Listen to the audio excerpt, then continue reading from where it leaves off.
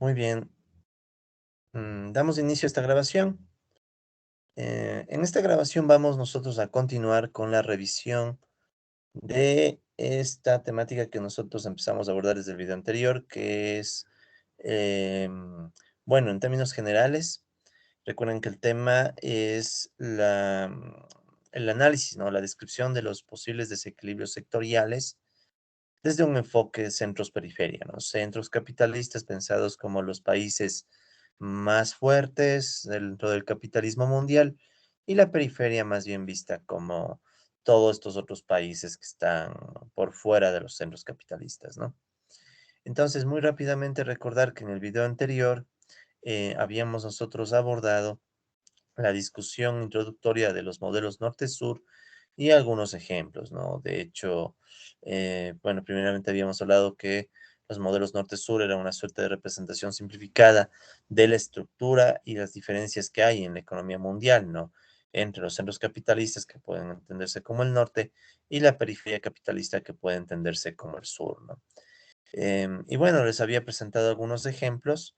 Uno de ellos, bueno, entre ellos estaban algunos artículos escritos por DAT, ¿sí? Por ejemplo, algunos que hablan sobre desarrollo desigual y balanza de pagos del 2002. Recuerden que todo esto estaba en la bibliografía de nuestro curso, ¿sí? Ustedes pueden acceder a la bibliografía.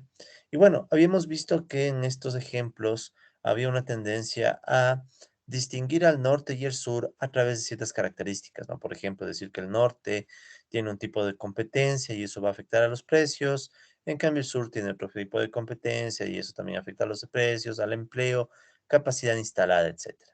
¿Ya?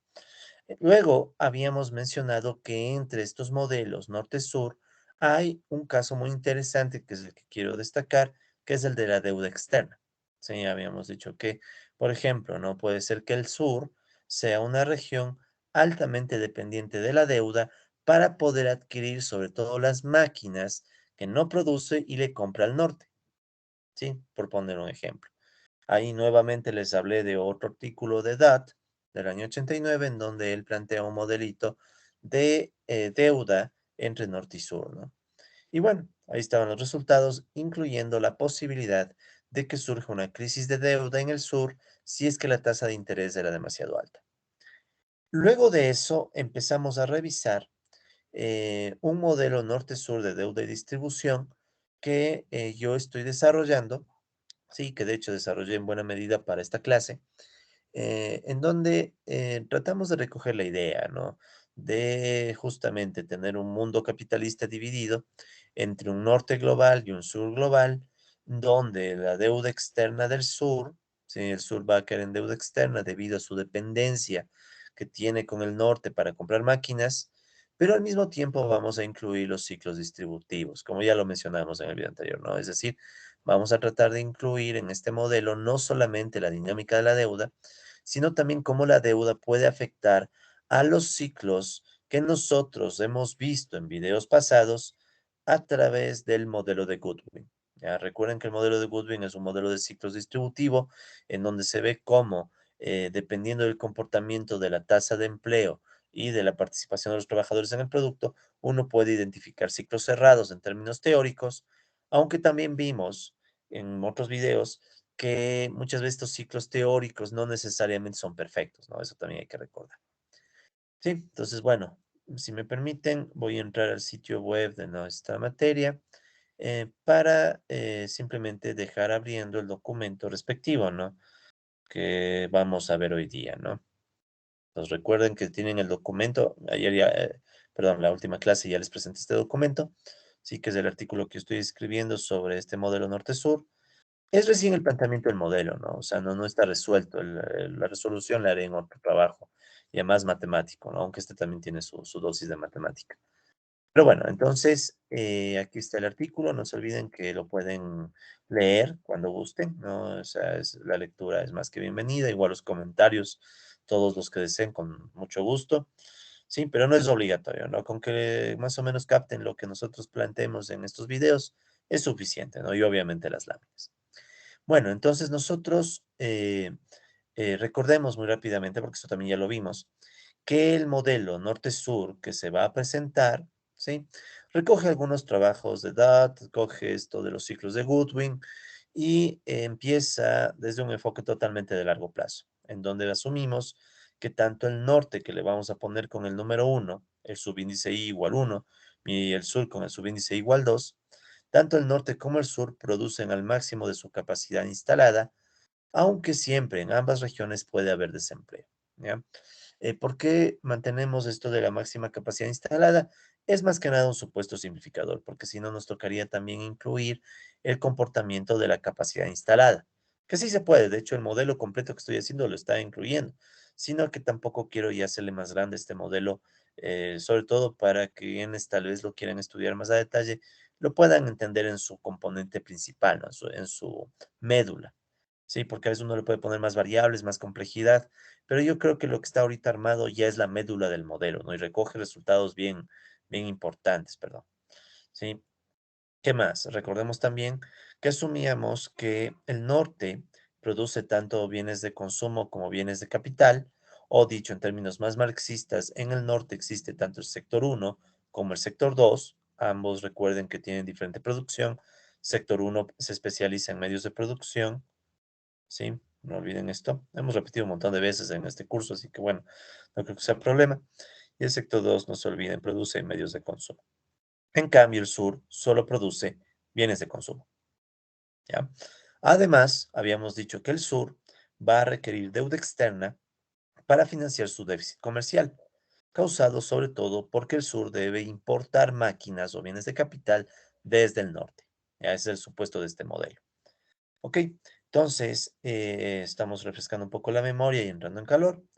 Así que bueno, el video anterior ya nosotros hicimos un desglose relativamente detallado de las ecuaciones iniciales que componen el modelo, o sea, el esquema general que me permite decir, bueno, qué características le doy al norte, qué características le doy al sur. ¿Sí? Entonces, solamente para recordar, no vamos a volver a ver cada ecuación, obviamente, pero más bien en global, ¿no? Recuerden que teníamos dos ecuaciones para la producción, ¿sí? Entonces, dos ecuaciones para la producción.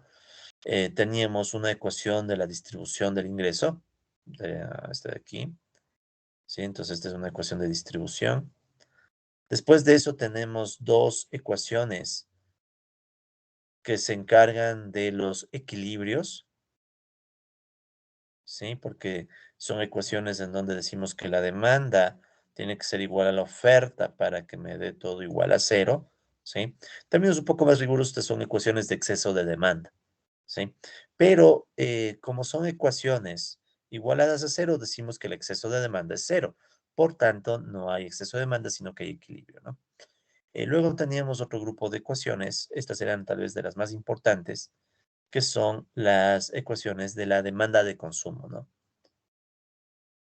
Sí, las ecuaciones de demanda de consumo. Recuerden que la clase pasada detallamos cada una. Solamente por refrescar la memoria, lo más importante dentro de la demanda de consumo, que los trabajadores usan todo su salario para el consumo, ¿sí? Pero claro, pueden dividir una parte para el consumo local o consumo doméstico y otra para el consumo foráneo, ¿sí? Si ven que aquí pasa eso, ¿no?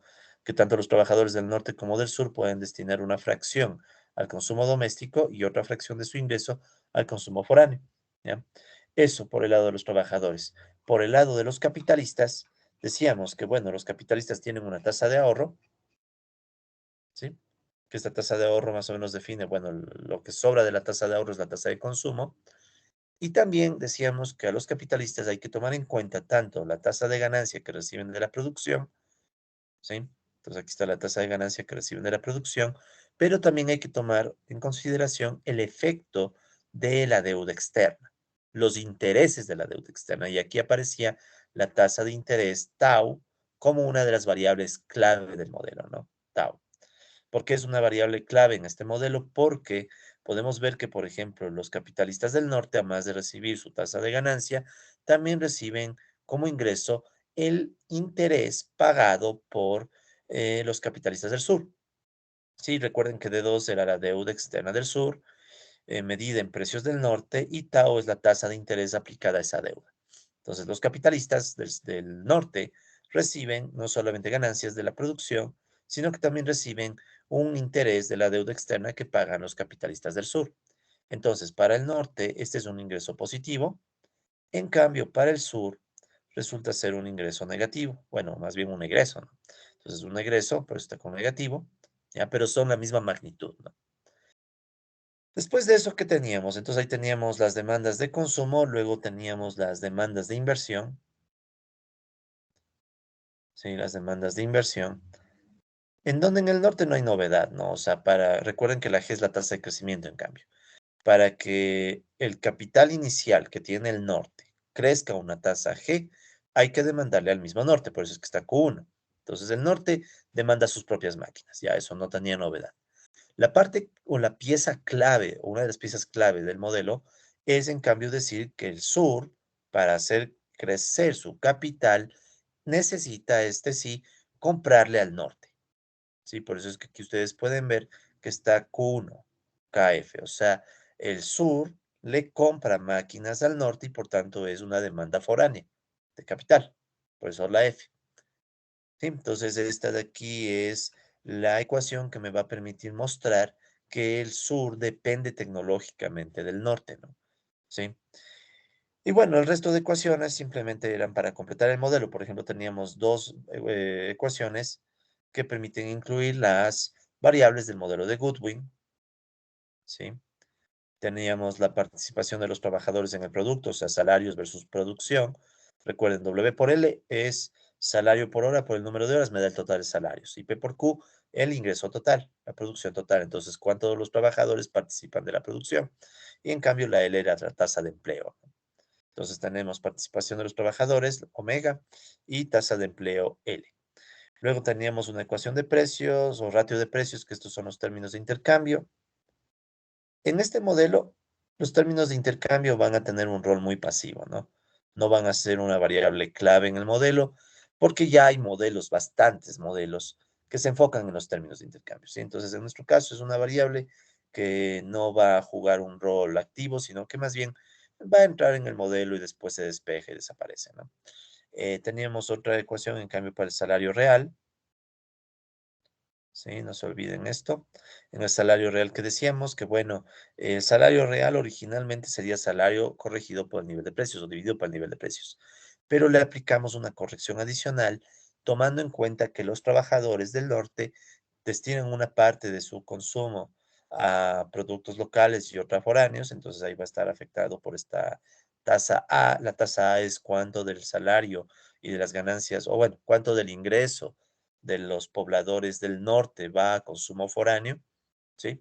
Y también se hace un ajuste para los del sur. Luego tenemos una variable de deuda externa del sur, deuda del sur, ¿sí? En donde decíamos, ok, vamos a dividir la deuda total del sur para el total de capital que posee el sur. Entonces, esto nos da una ratio F, que igualmente es una de las variables clave del modelo, ¿sí? Entonces, esta F, en cambio, es el indicador de la deuda del sur, ¿sí? Porque está sacándome la deuda, pero me la saca como ratio o proporción respecto al capital total. Y finalmente tenemos la K, bueno, casi finalmente tenemos la K, que es cómo se distribuye el capital, la distribución del capital entre el norte y el sur, ¿sí? Incluso se podría interpretar esto casi que en términos de una magnitud de poder, ¿no? O sea, mientras más capital acumula el norte, va a crecer K minúscula y eso significaría que el norte tiene más máquinas, más herramientas y todo que el sur, ¿no? Proporción. Y finalmente, la última ecuación era el déficit comercial del sur. Déficit comercial del sur. ¿Qué nos referimos? Recuerden que en esta ecuación teníamos, por un lado, las importaciones que hace el sur, ¿sí? Estas son las importaciones del sur, porque el sur debe comprarle máquinas Q1KF, ¿no? Q1KF son las máquinas que el sur le compra al norte y Q1CF, en cambio, son los bienes de consumo que igualmente el sur le compra al norte. O sea, en un caso no está nada difícil de ver, ¿no? La tecnología que le compra Ecuador a Estados Unidos, digamos. Y lo otro, en cambio, serían los bienes de consumo, digamos, vehículos de consumo personal, nada para la producción, que igualmente el Ecuador le puede comprar a los mismos Estados Unidos u otros países. Y en cambio, lo otro, el que está aquí, es representante de las exportaciones del sur,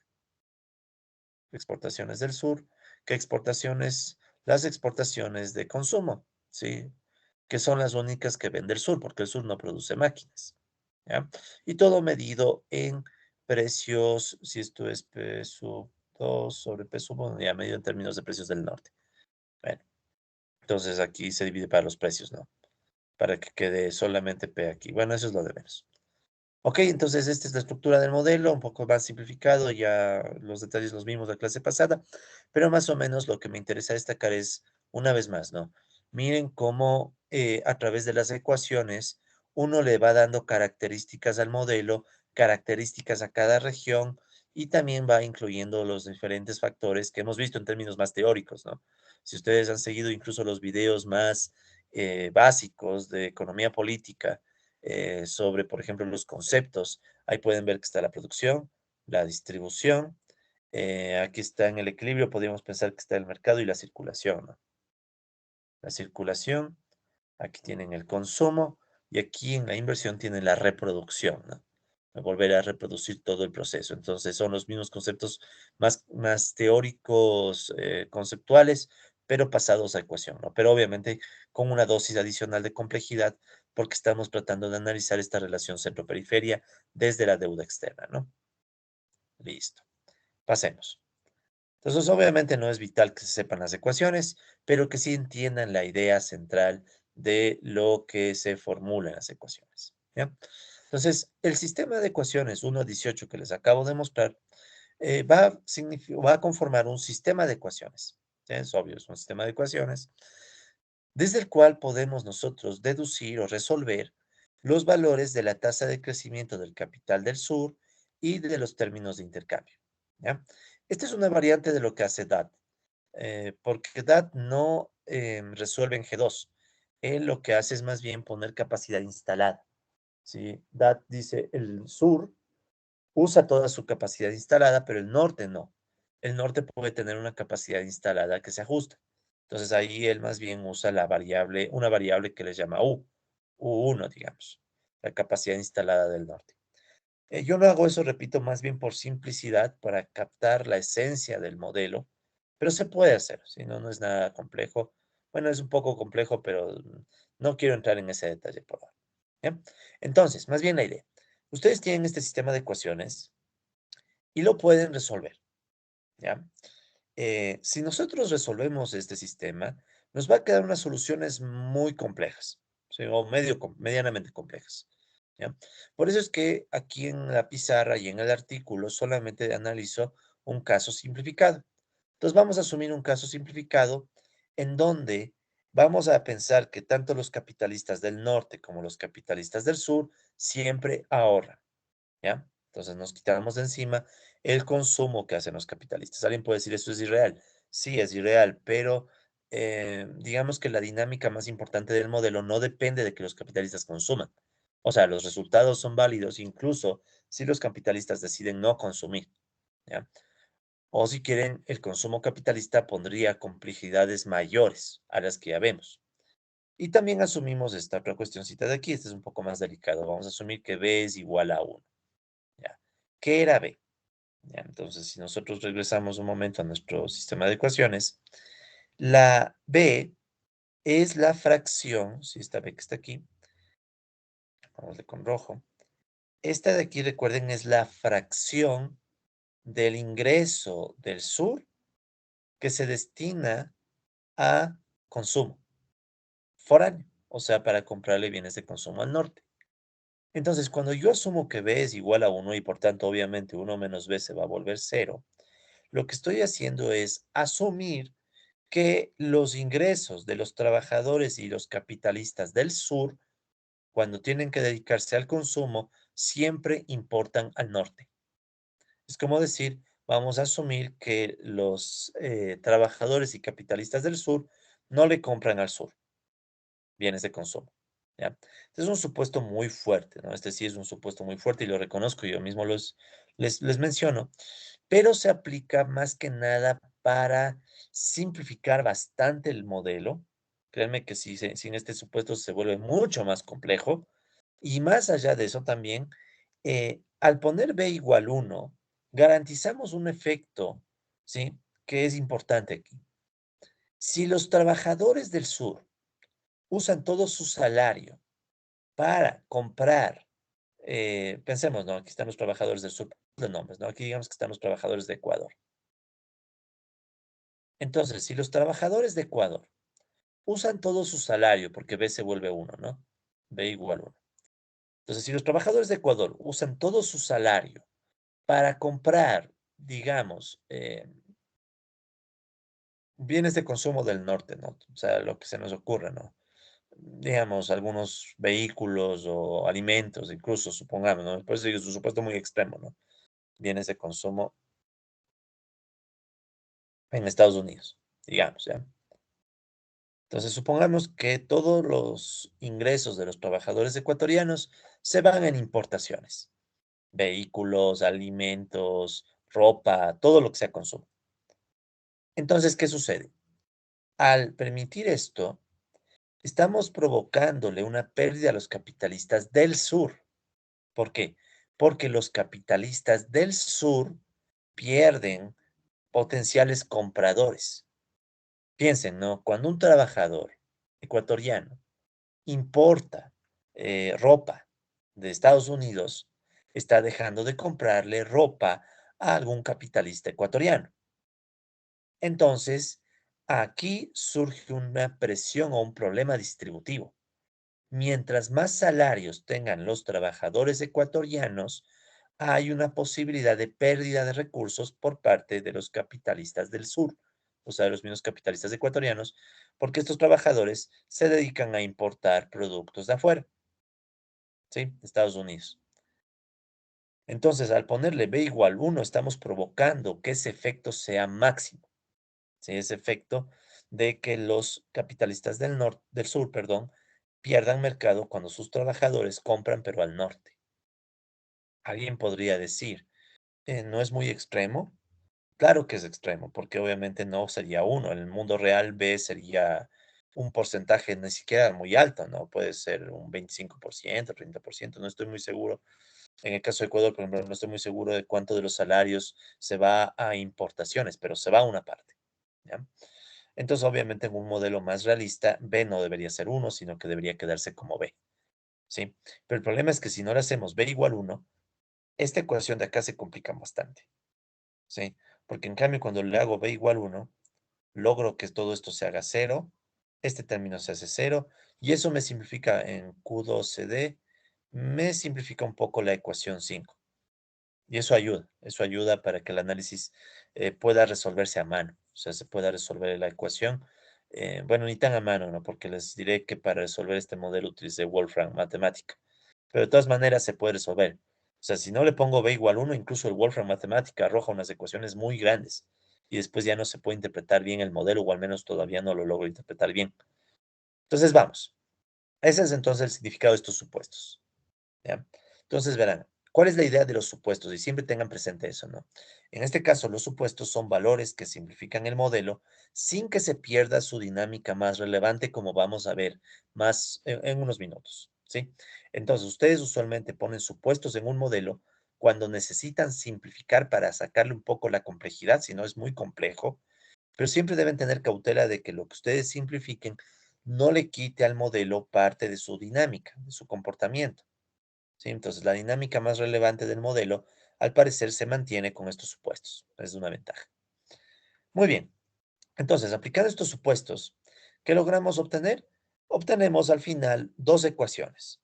Una ecuación que me dice cómo va a crecer el capital en el sur y otra ecuación que me dice cómo se van a comportar los términos de intercambio. ¿Sí? Entonces, ¿qué significa esto? El espíritu de estas ecuaciones es el siguiente. Se trata de decir, mientras que en el norte, G1, si se fijan, G1 está aquí. Sí, o sea, aquí G1 está como una variable independiente. G2, en cambio, queda como una variable dependiente. Es decir, el crecimiento del capital del sur se vuelve dependiente de las decisiones de crecimiento que pasen en el norte. Y de hecho es negativa. O sea, ¿qué significa? Que mientras más se haga crecer G1, O sea, mientras más fuerte sea el crecimiento de capital en los países del norte, hay una presión para que el crecimiento de capital en los países del sur sea más pequeño. Ese es un primer resultado interesante que sale cuando asumimos esta situación en donde todos, tanto el norte como el sur, usan toda su capacidad instalada. Entonces se genera una restricción al crecimiento del sur. Claro, alguien puede decir, ¿y por qué los capitalistas del sur van a seguir esta tasa? No tienen por qué hacerlo, podrían seguir otra tasa, sino que estamos en un enfoque de largo plazo, por eso mismo al inicio estábamos diciendo, ¿no? Es un enfoque de largo plazo, en donde vamos a asumir que los capitalistas del sur al final se acoplan a la tasa que les define su restricción externa. Esta restricción de aquí, o sea, el hecho de que la tasa de crecimiento 2 dependa de uno, viene precisamente de la restricción de la balanza de pagos, o la de restricción externa, pongamos. O sea, este hecho de que si el capitalista del sur quiere crecer, tiene que comprarle máquinas al norte, pero al comprarle máquinas al norte está fomentando el crecimiento del norte, porque el norte tiene más ingresos. Entonces, todos esos detallecitos ya están incluidos aquí, ¿no? Sí, entonces como un primer detalle interesante, ¿no? Entonces, la expresión 19, que es una solución del modelo, o sea, cuando ustedes cogen el modelo y empiezan a despejar variables hasta llegar a G2. Entonces, esta expresión 19 ilustra cómo, bajo las condiciones planteadas en este artículo, bueno, este modelo, sí, disculpen, aquí transcribí tal cual que está en el artículo. La expansión de capital del sur, sí, entonces noten este detalle, la expansión de capital del sur queda condicionada al comportamiento de la expansión de capital del norte, ¿ya? Sí, de hecho, tal vez valdría la pena indicar cuáles son las respectivas tasas de crecimiento, ¿no? Entonces, G1, recuerden que es la expansión de capital del norte, mientras que la expansión de capital del sur es G2, ¿no? Entonces, no quiero, repito, que se sepan de memoria la ecuación, eso no me interesa, pero que captemos la idea, el por qué. ¿Por qué surge esta dependencia? Surge la dependencia por las restricciones del sector externo. Sí, déjenme hacer un poquito más grande esto. Ya. Sí, entonces surge por las restricciones del sector externo. El hecho de que el sur tiene que comprarle máquinas al norte. Ya, entonces por ahí viene esa dependencia. Y este es un resultado interesante, ¿no? Es un resultado interesante porque permite que este modelo norte-sur, ¿sí? Permite que este modelo se acerque a las intuiciones planteadas por algunos autores de las llamadas teorías de la dependencia, ¿sí? Las teorías de la dependencia fueron un grupo de teorías que tuvieron mucho auge, sobre todo, por ejemplo, en los años 70, y bueno, más adelante han seguido manteniendo su vigencia, aunque han sido menos divulgadas.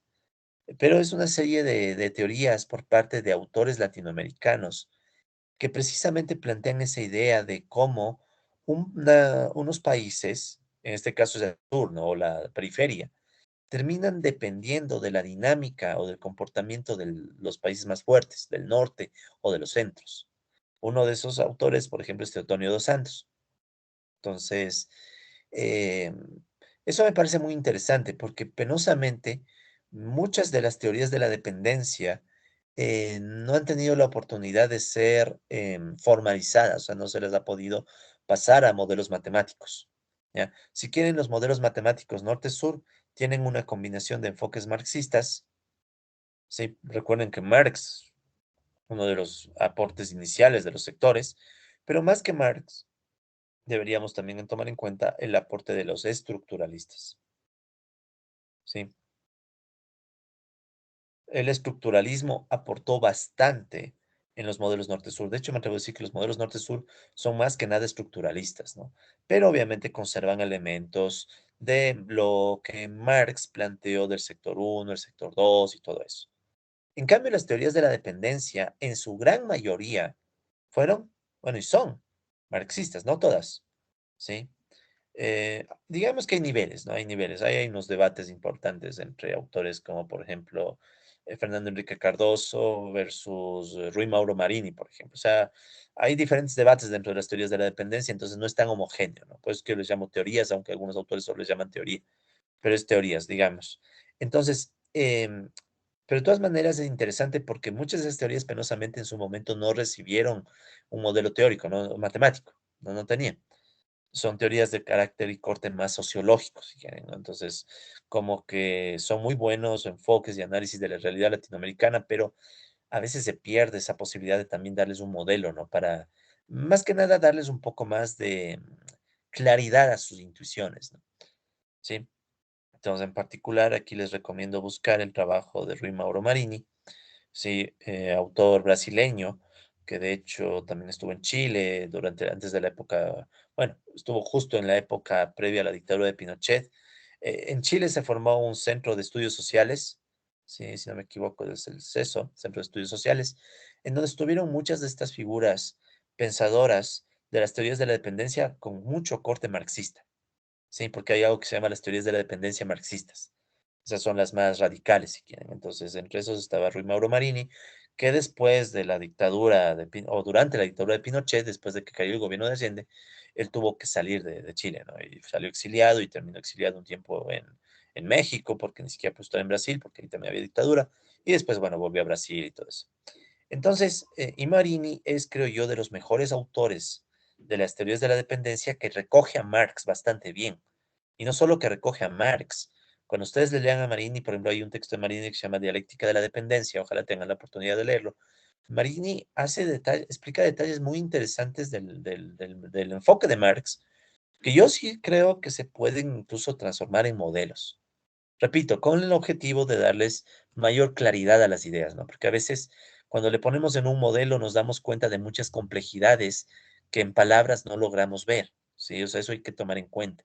El capitalismo tiene muchas complejidades que en palabras a veces no lo vemos. Ya en este curso creo que está más que claro, ¿no?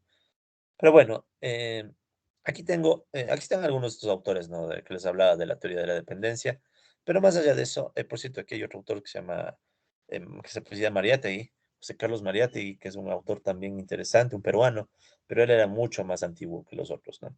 De hecho, recién nomás, espero que en los próximos días haya publicado un artículo que escribimos junto con otro amigo sobre esto mismo, las teorías de la dependencia. Entonces ahí les puedo estar compartiendo ese artículo si es que ya está disponible. Pero bueno, continuamos. Entonces, por ejemplo, ¿qué es lo que plantea Teotonio dos Santos sobre qué es la dependencia? ¿Sí? Esta definición me sirve de la dependencia porque se mete mucho con la intuición que también está en el modelo. Recuerden que a la final la tasa de crecimiento del sur terminó dependiendo, es una función de la tasa de crecimiento del norte. ¿Sí? Y aparte es una función cuya primera derivada es negativa, o sea, si crece mucho o más se acelera el crecimiento del capital del norte, en el sur, en cambio, cae el crecimiento del capital.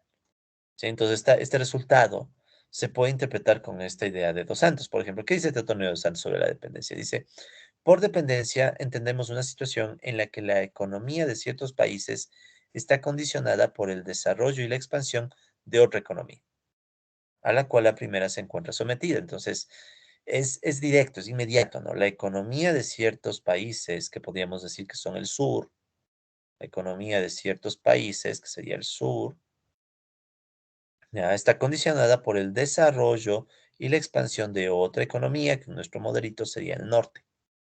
Entonces, vean eso, ¿no? Entonces, el sur está condicionado por la dinámica del norte. Dice, la relación de interdependencia entre dos o más economías y entre estas y el comercio mundial toma la forma de dependencia, que es el concepto que nos interesa, cuando algunos países, los dominantes o el norte, pueden expandirse y ser autosostenibles. Noten que en nuestro modelo G1 no dependía de nada. G1 es variable independiente, ¿sí? G1 es variable independiente. ¿Qué significa? Que tranquilamente los capitalistas del norte pueden poner la G1 que deseen. Si dicen quiero una G1 del 10%, pueden ponerla, no hay restricción en nuestro modelo, ¿sí? En cambio, en cambio, los otros países, los dependientes o el sur, solo pueden definir su crecimiento como reflejo de la expansión del norte, ¿sí? Como reflejo de la expansión del norte. Entonces, en este modelo ya es bien claro, o sea, no hay mucho a dónde ir. O sea, los capitalistas del sur se encuentran obligados a seguir la tasa de crecimiento que, bueno, les da las chances pero limitados por la dinámica de G1. Entonces, como quien dice, en nuestro modelito, esto de aquí, este párrafo, ¿sí? Este párrafo se puede traducir un poco más matemáticamente en que G1 es independiente, o si quieren también le podemos llamar exógeno, mientras que G2 es dependiente, así literal, o sea, dependiente o también endógeno, ¿ya? Y obviamente esto puede tener un efecto positivo o negativo en el desarrollo inmediato del sur, ya dependiendo del modelo, bueno, de las circunstancias, ¿no?, concretas. Eh, claro, este resultado que estamos viendo se debe, entre otras razones, a que no tenemos capacidad instalada. No tenemos sobrante de capacidad instalada. Entonces, tanto el norte como el sur están produciendo al máximo de capacidad. Si le pusiéramos una variable de capacidad instalada, eso ya lo estoy haciendo, por eso mismo les digo, puede pasar que el sur también quede con posibilidad de definir su tasa de crecimiento, pero igual va a estar condicionado. O sea, el condicionamiento se vuelve más complejo. En cambio, este modelo me gusta porque aquí el condicionamiento de largo plazo es directo, es clarito. O sea, no hay a dónde ir. Sí, o sea, cuadra perfecto este párrafo para la ecuación 19. Sí, entonces esto también me interesa mucho destacar, ¿no? Más que las ecuaciones, más que los detalles matemáticos, es esta posibilidad de que diferentes corrientes y escuelas puedan conversar y dialogar entre sí, porque a veces no suele haber mucha empatía entre los estructuralistas y la gente de la dependencia. Entonces, mi propuesta es, ¿por qué no tratar de buscar algunos puntos de encuentro, ¿no? Y puede ser aquí, ¿no? O sea, este modelo resulta ser que G2 está clarísimo, ¿no? No hay dónde ir.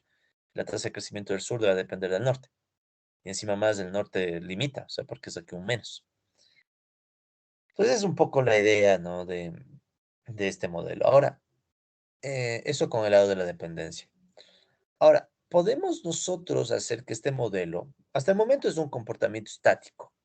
O sea, me dice, G2 depende de estas variables y los términos de intercambio dependen de estas otras. Aquí no hablo mucho de los términos de intercambio porque los términos de intercambio han sido discutidos, pero ampliamente, ¿no? Entonces no hay nada nuevo que se pueda decir sobre los términos de intercambio.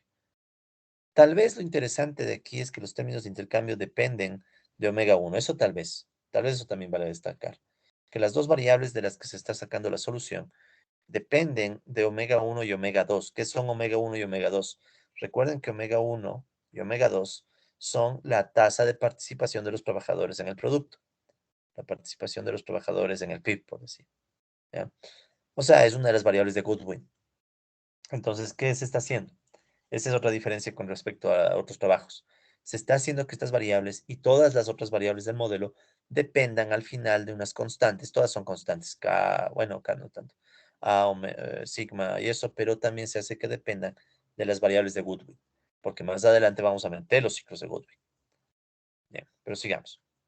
Entonces, ahora, ¿qué vamos a hacer?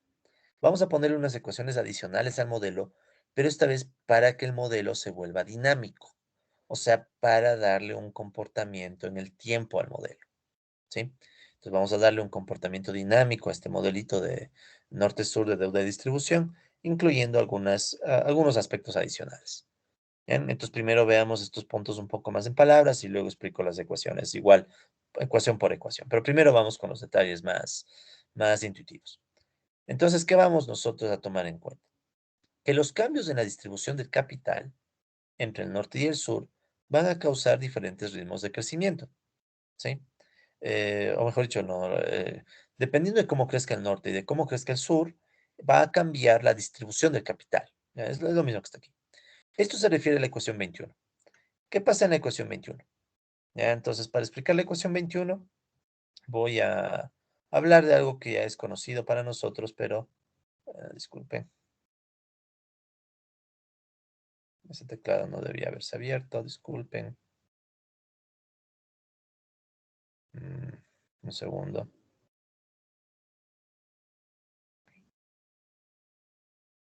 Ya. Entonces, me voy a llevar esta ecuación, ¿no? Ya, entonces voy a explicar un poco de dónde nace esta ecuación. Recuerden que es K. K minúscula, ¿sí? K minúscula es la distribución entre el capital del norte y el capital del sur, ¿sí? Entre capitales. Vamos nosotros a llamar. Tal vez eso debe indicarlo aquí. Bueno, no importa. Nosotros vamos a llamar a K', si es una derivada. Si K' es una derivada. Pero va a ser la derivada de K con respecto al tiempo. ¿Sí? Podríamos usar K punto, pero en este modelo usé K', más que nada porque el editor de ecuaciones que tenía a mano no le ponía muy bien el punto, entonces por eso es que está prima. No les voy a mentir, o sea, era un tema más logístico. Debería ser K', ¿no? O sea, perdón, debería ser K punto, ¿no? O sea, esto es igual a K punto. Es lo mismo, pero le vamos a poner K' para facilitar un poco la escritura en el editor matemático que usé para escribir el artículo. ¿Ya? Parece que lo escribí demasiado rápido, de haber hecho eso en un editor mucho más profesional, pero no me dio el tiempo, entonces, bueno. Entonces, esta es la derivada temporal, ¿ya? K'. Entonces, esto de aquí les debería recordar algo que, bueno, solo les voy a refrescar la memoria. Nosotros podemos sacar el logaritmo natural de K, que sería igual al logaritmo natural de K1 sobre K2. Y recuerden ustedes que eso, ¿qué significa? Que entonces el logaritmo natural de K va a ser igual. Si tienen el logaritmo natural de una división, es lo mismo que tener el logaritmo natural de K1 menos logaritmo natural de K2, de una resta, ¿no?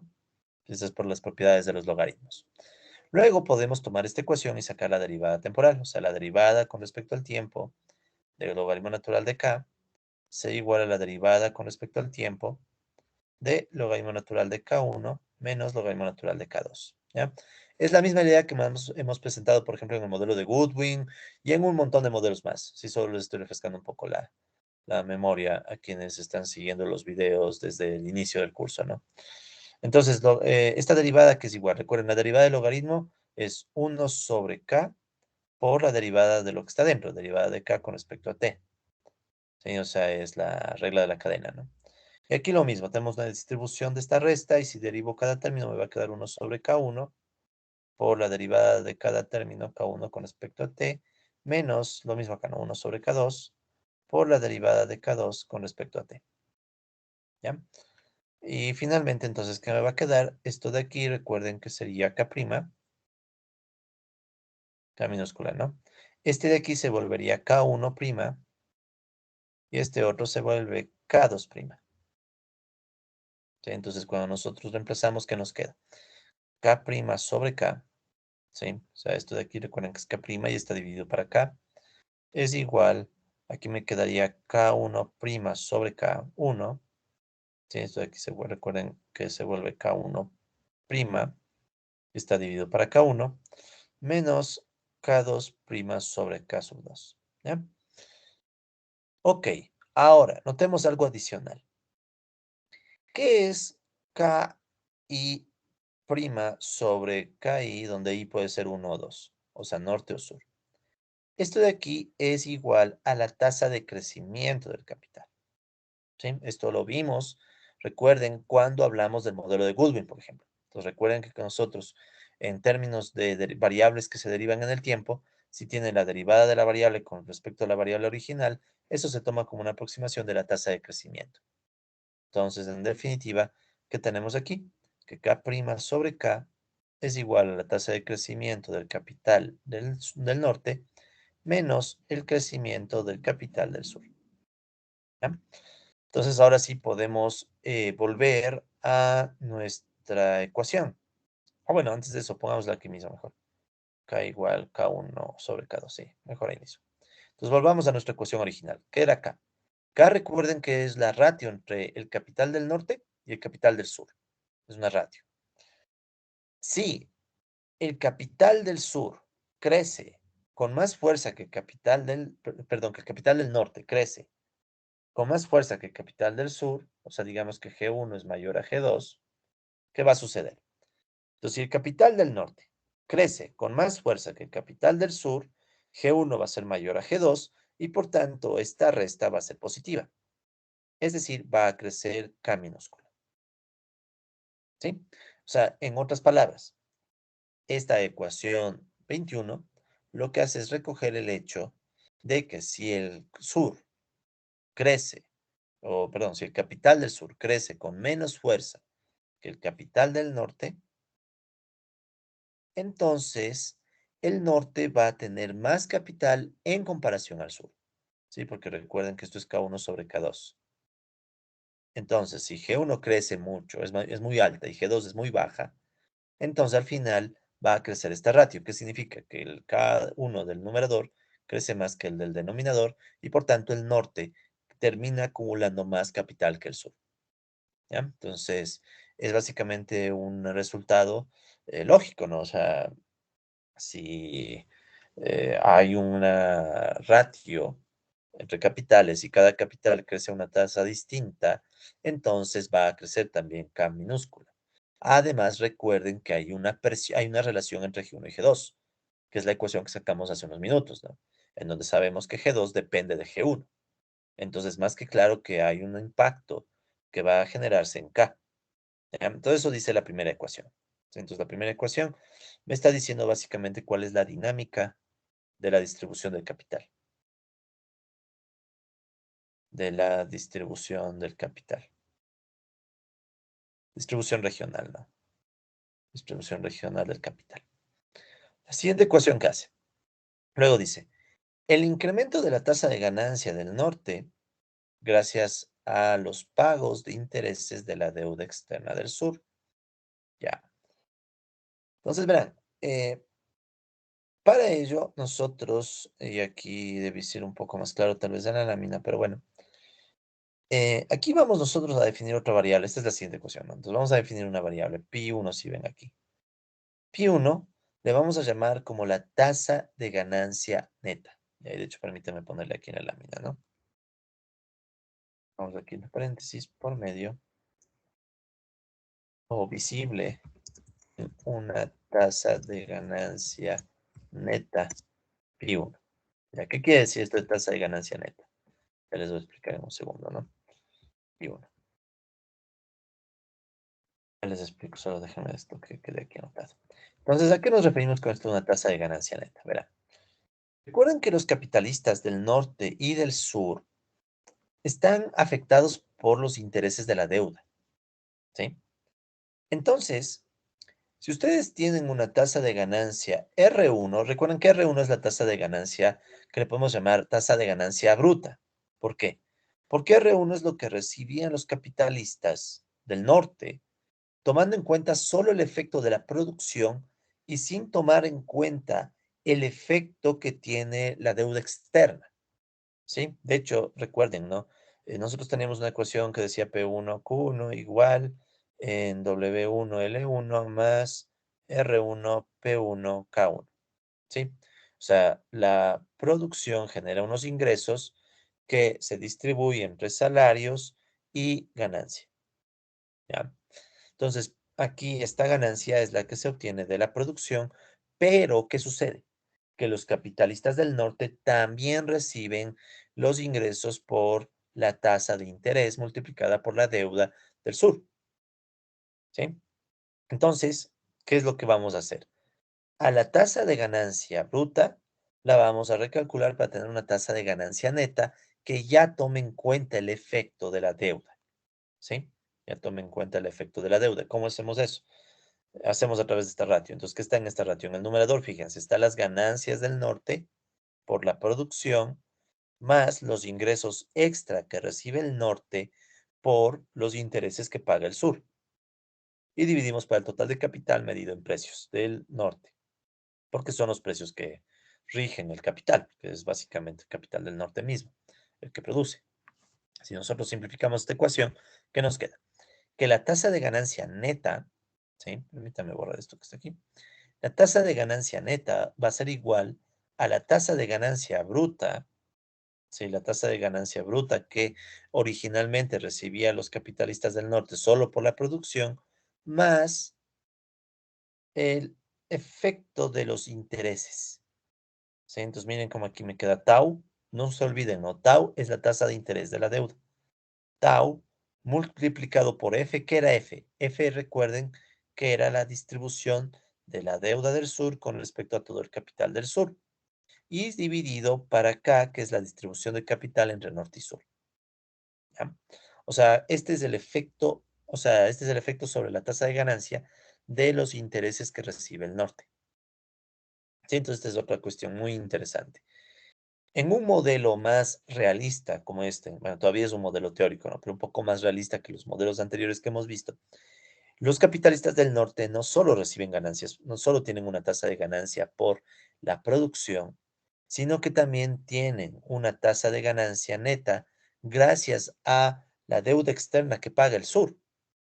Sí, y este es un detallecito que habría que tomar muy en cuenta al momento de analizar las tasas de ganancia a escala internacional.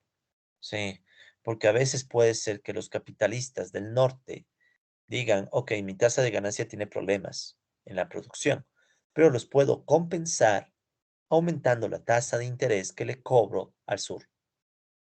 Entonces, con el aumento de la tasa de interés de la deuda externa, la tasa de ganancia neta puede recomponerse si un caso hay problemas en la producción del norte. Sí, esos detallecitos hay que tomar muy en cuenta al momento de analizar las tasas de ganancia entre el norte y el sur, pero bueno, en videos futuros hablaremos de tasa de ganancia con más detalle. Muy bien.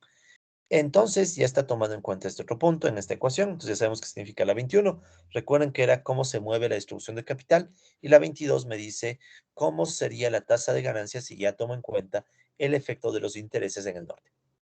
Vamos con la siguiente. La siguiente ecuación, la 23, es una función de inversión que representa la dinámica autónoma de acumulación del norte. ¿Qué significa eso?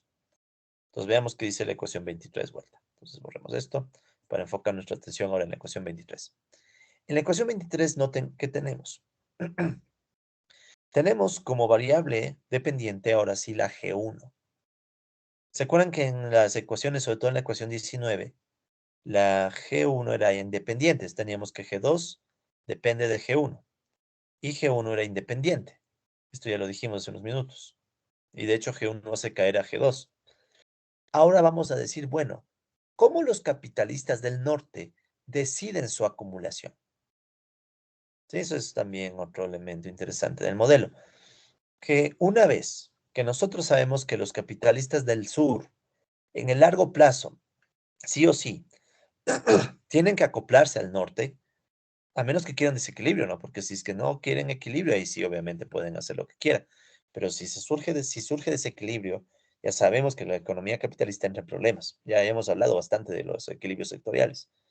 Entonces, para que haya equilibrio sectorial a largo plazo, el sur tiene que seguir esta relación. Entonces, ¿qué sucede? Que en cambio el norte queda libre. O sea, los capitalistas del norte pueden decidir cómo quieren que crezca su capital. Entonces aquí estamos diciendo, bueno, vamos a asumir que los capitalistas del norte, sí, los capitalistas del norte deciden que su capital crezca siguiendo, dependiendo la tasa de ganancia neta. ¿Ya? Entonces aquí ustedes pueden ver que la tasa de crecimiento G1 se está escribiendo como una función lineal, como una ecuación lineal que depende de la tasa de ganancia neta del mismo sector o norte, o del mismo norte. ¿Ya? Estos de aquí son parámetros de la ecuación, o sea, simplemente estos son constantes, pero esta es una ecuación de inversión. ¿Ya? Esta es una ecuación de inversión bien al estilo de John Robinson, por ejemplo. O sea, asumir que el crecimiento del capital depende de la rentabilidad del capital. O sea, los capitalistas ven que hay una rentabilidad interesante, entonces deciden incrementar su ganancia. ¿Ya? Entonces, esta es la función de inversión que yo uso. Esta es muy distinta a la que usa DAT. DAT usa una función de inversión diferente, en donde la tasa de crecimiento del capital más bien depende de la demanda, a través de la capacidad instalada. Aquí no puedo hacer eso porque la capacidad instalada siempre es máxima, o sea, todos usan toda su capacidad. Entonces, más bien yo asumo que crece dependiendo de la rentabilidad. ¿Sí? Entonces, alguien puede decir, ¿y por qué la rentabilidad neta? O sea, ¿por qué los capitalistas del norte se van a preocupar tanto de la tasa de ganancia, de la producción, pero también de los intereses de la deuda? Creo que es evidente, ¿no? A los capitalistas lo que les interesa es la ganancia para poder seguir creciendo, seguir acumulando. Eso ya lo hemos conversado millón veces en este curso. Sin embargo, la ganancia en este ejemplo no viene solo de la producción, viene también de la deuda. Entonces, si los capitalistas saben que mientras más capital concentren, también pueden provocar que el sur eh, incremente su deuda en definitiva, o sea, porque sabemos esto, ¿no? O sea, sabemos que el G2 depende de G1, entonces la deuda también es un incentivo para que los capitalistas crezcan en el norte. Sí, esto es un detalle muy importante a tomar en cuenta, ¿no? En los modelos anteriores que hemos visto, los capitalistas solamente han tenido sus propios recursos para crecer, ¿no? Ahora estamos diciendo que no solo son sus propios recursos, también viene la deuda del sur. Entonces, eso puede ser un incentivo para la acumulación del norte, ¿ya? Y eso es un detalle que creo que hay que destacar, ¿no? Eh, los países del norte también pueden crecer gracias a los recursos que le extraen al sur. O sea, está surgiendo una lógica de la dependencia bien fuerte aquí, ¿no? O sea, es bien claro, ¿no? Em, de hecho, ahora también alguien puede cuestionar y decir, no, pero es que es muy forzado decir esto. También, como respaldo, tengo el hecho, y también, que ahorita que me acabo de acordar, te voy a mostrarles también el artículo. Un segundito. Este caso que les estoy poniendo, esto de la función de inversión, no es que se me ocurrió a mí porque sí, ¿no? O sea, tampoco es que se me ocurrió y ya, no, no, más bien, déjenme ponerles la ecuación un segundito. Estoy basándome también en uno de los modelos de deuda y norte-sur, o sea, no me estoy inventando. Sí, o sea, esta idea de la tasa de ganancia neta, ¿sí?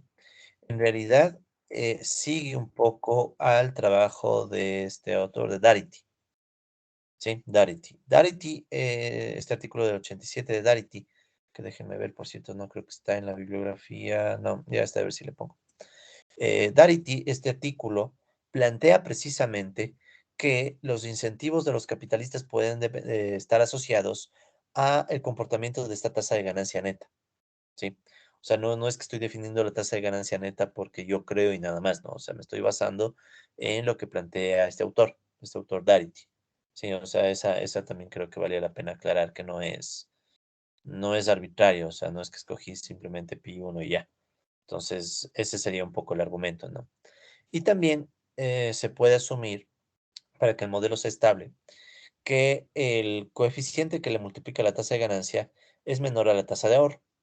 ¿Ya? Este es un supuesto que siempre se incluye, o muchas veces se incluye en este tipo de funciones de inversión, em, para que el modelo, o sea, para que el comportamiento no sea tan explosivo, ¿no? O sea, más o menos la idea es que la acumulación de capital, ¿sí? Reacciona menos rápido que el ahorro, ¿ya? ¿Y por qué? Bueno, en parte es porque, bueno, los capitalistas dejan una parte de su ahorro libre, los del norte, ¿no? Dejan parte de su ahorro libre para prestarle al sur. Entonces, los capitalistas del norte pueden liberar un poco de su ahorro y dejarle libre para que acumulen los del sur, ¿no? Si queremos una intuición, ¿no? De todas maneras, quien desee más detalles, le invito a revisar sobre funciones de inversión. Les invito a revisar este artículo de Araujo y Teixeira.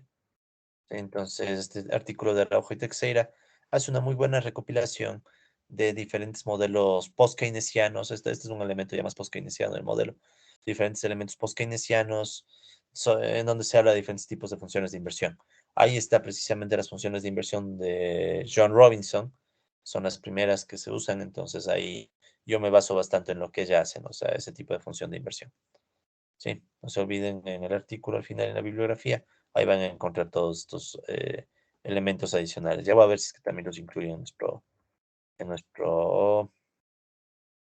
en nuestra página, ¿no? Pero por aquí está Darity, aquí está Darity, este es el artículo que les digo, este es el de deuda, financiamiento, producción y comercio norte-sur, eh, un enfoque de excedente, este se publicó en el Cambridge Journal of Economics, y el de Araujo y Teixeira está más arriba, ¿no? O sea que son referencias que, bueno, esto ya es más para, por si acaso esté viendo este video a gente ya más especializada y quiere entrar, o incluso colegas de la misma universidad quieran meterse en estos temas, ¿no?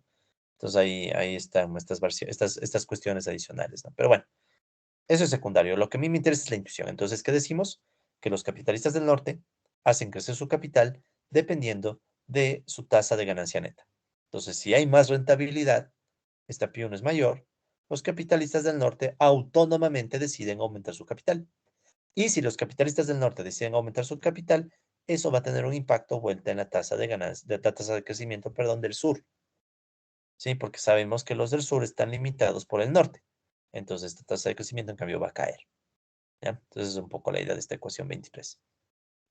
Siguiente, la ecuación 24 y 25. ¿Qué dice? Entonces, estas ecuaciones son adicionales, sí, ecuaciones adicionales que describen el crecimiento de la deuda externa del sur por la acumulación de intereses. ¿Ya? Entonces, fíjense que dice la ecuación 24 sobre todo. La ecuación 24 está diciendo, recuerden que D2 es la deuda externa del sur, la deuda en total, ¿no? La deuda externa del sur, ¿sí? Va a crecer, pues miren, aquí estoy diciendo, la deuda externa del sur va a crecer y ese crecimiento de la deuda externa del sur está compuesto por dos elementos. ¿Ya? Esto está copiado literal del modelo de DAT. Va a estar recogiendo este crecimiento de la deuda del sur tanto al déficit comercial del sur como a los intereses del sur que debe pagar el sur. O sea, esto de aquí, si quieren, es la ecuación que completa la balanza de pagos. Sí, esta ecuación, si quieren, es la que completa la balanza de pagos del sur. ¿Ya? Estamos en un modelo simplificado. En este modelo simplificado, recuerden que B2 era el déficit comercial del sur. Sí, B2 es el déficit comercial del sur. Déficit comercial del sur. Entonces, si el sur cae en déficit comercial, recuerden que por la definición de la balanza de pagos, ese déficit comercial tiene que compensarse de algún lado. ¿De dónde saca el sur los recursos cuando cae en déficit comercial? Como en este mundo simplificado del modelo norte-sur que estamos haciendo, la única chance que tiene el sur para compensar su déficit comercial es la deuda, entonces cuando cae en déficit comercial, la deuda crece. Entonces la deuda del sur empieza a crecer por el déficit comercial. Pero además, la deuda del sur también va a crecer porque no solamente tiene que cubrir el déficit comercial, sino que también tiene que cubrir los intereses que paga al norte. Entonces, miren, aquí surge una lógica un poco esta perversa, ¿no?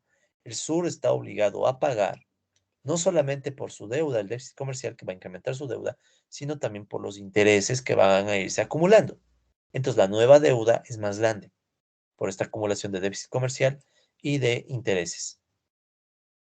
Así que repito, esta sería una versión simplificada de la balanza de pagos. ¿Ya? ¿Por qué simplificada? Porque en un modelo más completo, la balanza de pagos no solamente tiene deuda y déficit comercial. Recuerden que en una balanza de pagos ustedes tienen flujos de remesas, por ejemplo, eso que estaría en la cuenta corriente, ¿no? Flujos de remesas, flujos de ganancias que se paga a la inversión extranjera, también ustedes tienen vuelta en la cuenta de capitales, la cuenta financiera más que nada, de capitales. Bueno, en la cuenta de capitales tendrían inversión extranjera directa y en la cuenta financiera tienen otros tipos de deuda, ¿no? Entonces, la balanza de pagos siempre es más compleja, pero aquí está simplificada para efectos del modelo, ¿no? Pues como pueden ver, tranquilamente quien quiera puede ampliar el modelo y poner más variables, ¿no? Pero tampoco hay que hacerle muy complejo, ¿no? Yo al inicio estaba haciendo este modelo muy complicado y no lo lograba resolver, no lograba hacer sentido del modelo. Ahorita, como ya le simplifiqué bastante, pude sacar algo. Entonces, eso también, no se olviden que en un modelo lo importante no es lo complejo, sino más bien la historia que quieres contar y qué tan razonable es la historia y qué tan sustentada está la historia que vas a contar, ¿no? O sea, eso es muy importante en los modelos, ¿no? Pero bueno, esa es otra historia. Seguimos. Ahora tenemos ya explicada la ecuación 24. ¿Qué es la ecuación 25? La ecuación 25 tiene una lógica parecida a la ecuación 21, ¿ya? Entonces vamos aquí anotando, a ver, a copiar, disculpen. Vamos a llevarnos ahora a la ecuación 25. Ya. Entonces, ¿qué hace la ecuación 25? Upa, ya. Entonces, la ecuación 25 viene de la definición de F, ¿no? O sea, recuerden que F era igual a la deuda del sur con respecto al capital que posee el sur, ¿ya? No voy a volver a hacer los mismos pasos, pero al menos les voy a dejar la idea de que, bueno, esta es una ratio. Yo puedo escribirla todo en logaritmos. Me quedaría logaritmo natural de F igual logaritmo natural de D2 menos logaritmo natural de K2. Y si ustedes sacan la derivada con respecto al tiempo, al final les va a quedar que f' sobre f es igual a d2' sobre d2 menos k2' sobre k2. ¿Ya? O sea, no es nada más que tomar esta ratio, ponerle el logaritmo natural y sacar la derivada respecto al tiempo y reescribir. Pero si nosotros sabemos que k2' sobre k2 es la tasa de crecimiento del capital en el sur, o sea, G2, Entonces puedo reemplazar. ¿Qué me va a quedar? Reemplazamos y me quedaría que f' sobre f es igual a d2' sobre d sub 2 menos g2. ¿Sí? Donde k2' sobre k2 es g2. ¿Ok? Entonces, ¿qué me está diciendo esta ecuación? Es esta ecuación. Me está diciendo, ok, f, recuerden que es la deuda del sur, pero puesta como si quieren porcentaje del capital total que posee el sur. O sea, es la ratio deuda-capital que tiene el sur. Entonces, si el sur logra hacer que su capital crezca mucho, si G2 crece, noten cuál sería el efecto en F. F es igual a D2 sobre K sub 2. Si G2 crece mucho, si G2 es muy grande, significa que el capital del sur crece mucho. Si eso pasa, su deuda sigue estando ahí, pero va a ser una deuda más pequeña versus todo el capital que va a tener el sur. Y eso hace que caiga F. ¿Ya? Entonces a eso se refiere esta parte de la ecuación. En cambio, ¿qué pasa si la deuda del sur también crece mucho, de 2?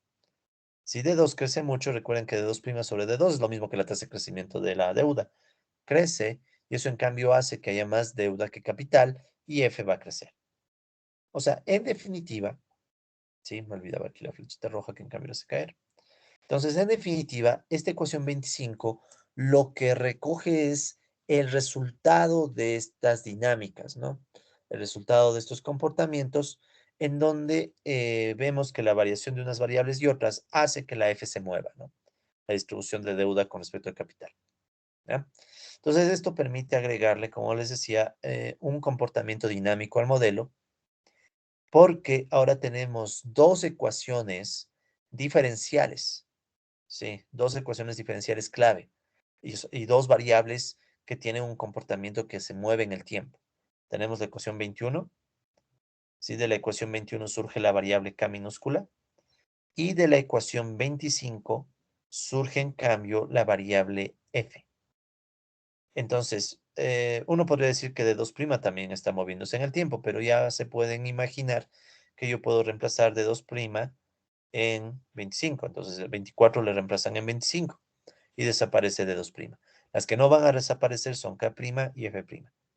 Y ahí está la primera parte de este modelo. Aparecen unas dos ecuaciones diferenciales. Una ecuación diferencial en donde me dice cómo se distribuye el capital entre el norte y el sur. Y otra ecuación diferencial en donde me dice cómo se va a mover la deuda respecto al total de capital en el sur. ¿Sí? Entonces, son dos variables más que importantes, ¿no? Obviamente. Muy bien. Entonces, ¿qué es lo que hacemos? Combinamos estas ecuaciones con las ecuaciones anteriores del modelo, ¿sí?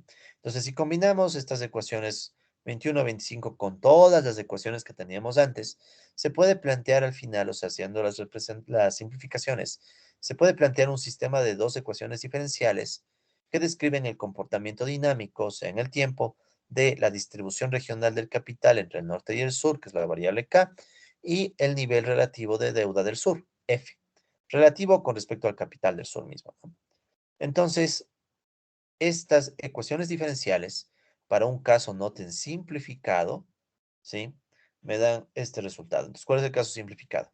El caso simplificado sigue siendo el que veíamos antes, ¿no? Vamos a asumir que el norte y el sur, los capitalistas solo ahorran. Seguimos asumiendo que el ingreso del sur de consumo solo se usa en consumo importado, ¿ya? Para simplificar eso. Y agregamos una simplificación adicional de que gamma cero es igual a cero. ¿Qué era gamma cero? Eso venía de la función de inversión. Recuerden que teníamos una función de inversión donde decíamos que los capitalistas del norte hacen crecer su capital dependiendo de una constante gamma cero más otra constante gamma uno que depende de la tasa de ganancia neta. Sí, recuerden que está la tasa de ganancia neta que está dada por la tasa de ganancia bruta más los intereses de la deuda externa. Entonces, ¿qué es lo que asumimos para simplificar un poco la historia? Que este gamma cero es cero. ¿Ya? Entonces, eso nos va a permitir tener una ecuación, un modelo un poquito más simple, eh, que todavía se puede manejar, o sea, todavía se puede interpretar, ¿sí? Y no se pierde mucha dinámica. Entonces, cuando ustedes hacen eso, les queda, y obviamente hacen los despejes del caso, esto ya está hecho en Wolfram Matemática, ¿sí? Lo más probable es que necesite otro video más para explicar los detalles, entonces ahí les mostraré ya al final les muestro el documento del Wolfram Matemática en donde está hecho todo este modelo, ¿no? con las gráficas y todo. Pero bueno, entonces, ¿qué me queda al final? Un sistema de dos ecuaciones diferenciales, porque aquí está K' y F', ¿sí? Y bueno, esto depende de un montón de factores, ¿no? O sea, si pueden ver, ya se hace bastante grande el sistema de ecuaciones. Y aún así está súper simplificado, vean. Porque originalmente esto quedaba demasiado grande y ya no se podía sacar nada. O sea, créanme que le simplifiqué lo que más pude para poder decir algo, porque verán, eh, eso también, ¿no? Uno puede decir, se está volviendo muy irrealista el modelo con cada simplificación. Por ejemplo, hacer gamma cero igual cero le quita al modelo la posibilidad de que los capitalistas un día simplemente dicen, me dio la gana de invertir el doble o quiero bajarle a la mitad la inversión. O sea, el famoso espíritu animal de los inversionistas que alguna vez menciona Keynes. Sí, entonces, a veces el espíritu animal se suele representar, espíritu animal, se suele representar en este factor, ¿no? O sea, este componente autónomo, que un día los capitalistas simplemente quieren invertir más. Se motivaron, se despertaron positivos, leyeron las noticias y les dio ganas de invertir. Entonces, eso se suele representar en gama cero, ¿ya? El espíritu animal. Pero en nuestro modelo esto no es tan importante, entonces le quitamos y créanme que eso sobre todo hace que las ecuaciones no sean más grandes aún. O sea, esto se podría volver mucho más complicado. Entonces, echémosle un vistazo a estas dos ecuaciones diferenciales, que obviamente no necesito que ustedes aprendan, pero quiero que entendamos un poco qué está ahí dentro, ¿no? O sea, hacernos un poco el sentido de qué está ahí dentro para que no quede como una caja negra. Porque a veces cuando estos modelos se vuelven más y más complicados, se pueden volver una caja negra y ya no sabemos qué hay dentro, ¿no? Solo es como una caja en la que ya lo que tenga que estar esté, ¿no? Y eso no es la idea. Entonces vamos a hacerlo un poquito más grande. Bien. Entonces veamos qué está dentro, ¿no? Tenemos estas dos variables, K y F, ¿sí? K' y F' son las variables endógenas. ¿Y de qué depende? Depende de una serie de parámetros, o sea, de constantes, y de algunas variables. Miren, K depende de la misma K, pero si ven que ahora es una dependencia un poco compleja, ¿no? K depende de las K, ¿ya? Y de algunas constantes, y también de la F. A la vez la F depende de la misma F y también de K. Entonces, miren, hay un efecto de retroalimentación. Difícil de saber cuál. Ahorita sí es bien difícil porque así como está, las ecuaciones son más complicadas y no permiten ver fácilmente qué comportamiento hay entre las dos.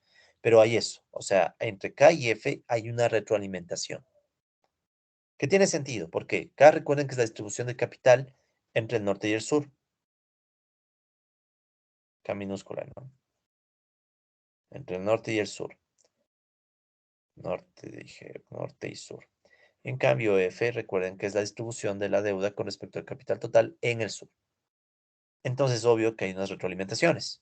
Si hay unas retroalimentaciones entre estas variables por todas las ecuaciones que hemos puesto al modelo. ¿Ya?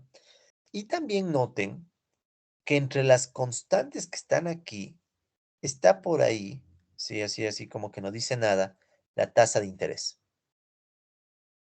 la tau. Si no se olviden que tau es la tasa de interés. Entonces, la tasa de interés aparece en nuestro modelito de ecuaciones diferenciales, tanto afectándole a la distribución del capital y también afectándole a la deuda del sur. Que es obvio, o sea, tiene que aparecer, ¿no? O sea, si no apareciera fuera un problema.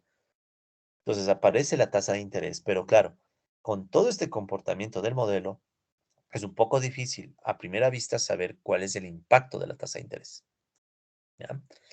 Y aparte de eso, también noten que entre las constantes del modelo están estos omega, omega uno, omega 2, ¿sí? ¿Qué son esos términos? Son las variables del modelo de Goodwin. Recuerden que el omega i es la participación de los trabajadores en el producto, ¿ya? Eso es para la siguiente parte del modelo. O sea, si quieren estas constantes, ahorita se van a quedar constantes, pero luego vamos a meter los ciclos y ahí estos términos van a jugar un rol más importante. Por ahora se quedan solo como constantes, ya que le hacen muy larga la ecuación. Pero luego esto va a volverse importante porque aquí van a estar los ciclos de Goodwin. O sea, aquí va a entrar vuelta el comportamiento de la presa depredador, si ustedes se acuerdan, ¿no?, del modelo de Goodwin. Pero lo más interesante es ahorita esto, que aparece la tasa de interés. Entonces, el aparecimiento de la tasa de interés en este modelo va a significar que la tasa de interés va a cambiar el comportamiento de K y de F en el tiempo. Ahora la pregunta es cómo, o sea, cómo influye la tasa de interés, ¿no? Esa es nuestra pregunta más inmediata, ¿no? cómo influye la tasa de interés tau en F y K, ¿ya? Porque de ahí vamos nosotros a poder sacar alguna interpretación económica. Entonces, así como está, difícil, ¿sí? Difícil saber, ¿ya? Entonces, se puede demostrar matemáticamente, sí, se puede demostrar matemáticamente que este sistema genera un comportamiento estable de la deuda externa del sur cuando la tasa de interés es baja. Cuando la tasa de interés es baja.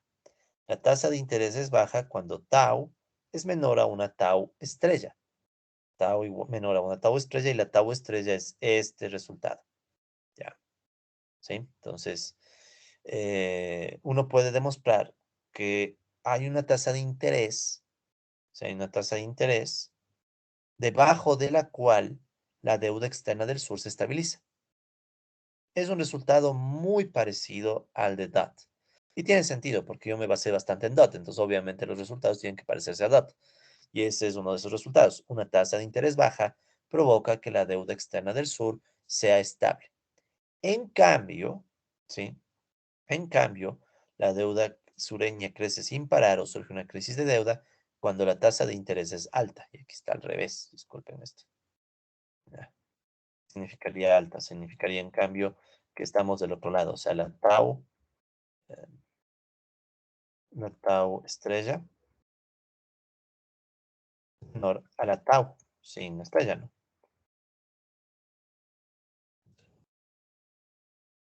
A veces se cometen esos errores, ¿no? Pero bueno, en la página web del curso siempre va a estar la última versión de las láminas, así que no se preocupen, ¿no? Entonces, este tau estrella entonces se vuelve clave, ¿no? Debajo de tau estrella, la tasa de interés es baja y por tanto hay estabilidad. En cambio, si la tasa de interés es más grande que este tau estrella, que esta tasa de interés estrella, la deuda externa del sur se vuelve inestable y surge la crisis de deuda, ¿ya? Entonces, repito, esto no es novedad. Claro, lo novedoso tal vez es la estructura del modelo, es lo novedoso tal vez. Pero de ahí no es novedad porque este resultado es exactamente el que obtiene DAT en su modelo, pero obviamente con con unas variantes de las ecuaciones, ¿no? ¿Dónde está la demostración? Ya no vamos a ponerles la demostración en las láminas, pero quien tenga deseo puede verlo eso en el artículo. Entonces, en el artículo está la demostración. No quiero obviamente darles la demostración, solo quiero que tengan una pequeña idea de cómo se demuestra esto o cómo se puede intentar demostrar, ¿no? Porque ahorita el artículo está en evaluación, ¿no? Al menos siendo el 10 de febrero del 2022, perdón, el artículo se está evaluando, ¿no? Entonces ya me dirán si es que está correcto, falta algo, pero bueno, ¿qué es lo que se hace? Verán, así muy rápido, ¿no? Ustedes tienen este sistema de ecuaciones. Para analizar el sistema de ecuaciones, uno puede empezar buscando lo que se llaman líneas nulas. ¿Cuáles son las líneas nulas? Son aquellas líneas en donde no cambia ni K ni F. ¿Cuándo pasa eso? Cuando K' es cero y cuando F' es cero, ¿sí? O sea, en pocas palabras, ustedes pueden igualar estas ecuaciones a cero y esa sería una situación en donde ni K ni F se mueve. Sería el equilibrio, si quiere, ¿ya? Aunque más correcto sería el estado estacionario, ¿no? Pero bueno, entonces, cuando uno iguala a cero, por ejemplo, K', cuando uno hace K' igual a cero, uno puede encontrar o despejar F y queda una ecuación de F dependiendo de K, que les llamo Fn, F por línea nula, F nula, ¿no? ¿Sí? Luego podemos nosotros decir, a ver, si F es la ratio entre deuda y capital, tiene que ser positiva. Entonces busco los casos en los cuales Fn es positiva, por ejemplo. ¿Sí? Entonces aquí está dicho que eso es positivo, entonces se vuelve una desigualdad, ¿no? Esto le hace mayor a cero y ahí pueden despejar K en cambio.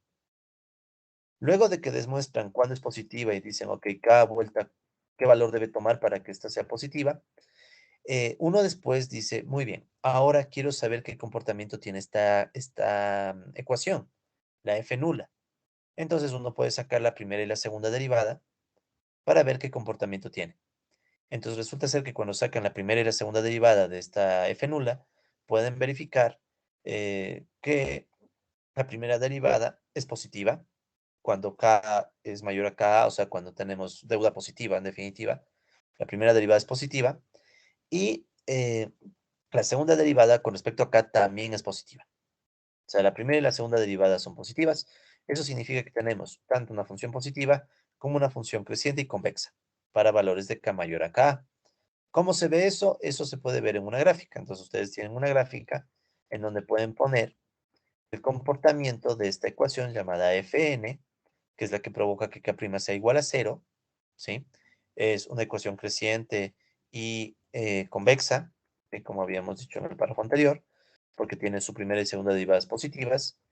Y más que nada, ustedes también pueden analizar qué pasa cuando estoy un poco antes o un poco después de esta ecuación, ¿sí? ¿Cómo se analiza eso? Bueno, no quiero entrar en los detalles, pero uno puede decir, ok, ¿cómo se comporta? Ya sabemos cómo se comporta esto cuando K' es cero, pero también yo puedo decir, ahora quiero saber qué pasa cuando K' es mayor a cero, ¿sí? ¿Y qué pasa cuando K' es menor a cero? ¿Qué significa K' mayor a cero? Ah, minúscula, no, disculpe. K' mayor a cero significa que K crece y K' menor a cero significa que cae. Entonces, cuando crece o cuando cae, lo único que hay que hacer es volver esto una desigualdad, ¿sí? Entonces, por ejemplo, si quieren saber cuándo crece, en vez de igual sería aquí mayor, ¿sí? Y si me permiten ver, esto tiene que salirme menor, ¿ya? Obviamente esto ya se vuelve una desigualdad y hay que estar viendo dónde está el menos. Y imaginen, ¿no? Todo este término que está aquí, que está restando pasaría a sumar. O sea, todo eso hay que ver, ¿no? Todo eso hay que ver, ¿no? Entonces esto sería como quien dice, aquí no sería mayor, disculpe, sería acá, mayor a cero. Exacto. Entonces, por ejemplo, quiero saber cuándo esto es mayor a cero. Entonces, no, estoy mal. Sería así, ¿no? Porque imaginen, es como despejar esta ecuación, despejarle la f, pero ahora diciendo que ya no es igual a cero, sino mayor a cero. Entonces, este término que resta pasaría a sumar, que es este mismo término, si se fijan, este mismo, ¿sí? Y estos términos que están multiplicando pasarían a dividir y estaría despejada la f, pero con una mayor, ¿ya? Y lo mismo si fuera menor. Entonces, si fuera menor, solo habría que hacer lo mismo y quedaría con el otro signo, menor. Sí, entonces ahí cuando uno ve las desigualdades, uno puede decir, ok, K', quedémonos con esto, ¿no? K', minúscula, disculpen, K' va a ser mayor a cero cuando Fn, perdón, cuando F sea mayor a Fn. Sí, porque me salió mayor, ¿no? O sea, esto mayor a cero y aquí queda mayor, ¿ya? Si no me están entendiendo muy claramente lo que estoy haciendo, no se asusten mucho, solamente es darles la idea básica. Esta ecuación, si le igualan a cero, les va a dar una línea que les dice todos los puntos donde K' no crece. Vuelta, si ustedes quieren saber cuándo K' es positivo y por tanto K crece, toca hacer que esta línea o que esta función sea mayor a cero. Cuando despejan F, les va a quedar aquí Fn mayor, no Fn, les va a quedar solo F, ¿no? Les va a quedar una F mayor a esta cosa de aquí, que es Fn, ¿ya? Y con ese resultado ustedes después pueden ir a la gráfica, decir, a ver, si aquí está el eje K y aquí está el eje F, estoy diciendo que cuando F es más pequeño que Fn, que se crece K', ¿sí? Entonces, espérense un segundito, no quiero hacer mal esto, porque después les voy a explicar mal y estamos de malas. Solo un segundo, nada más. Más, no, está bien.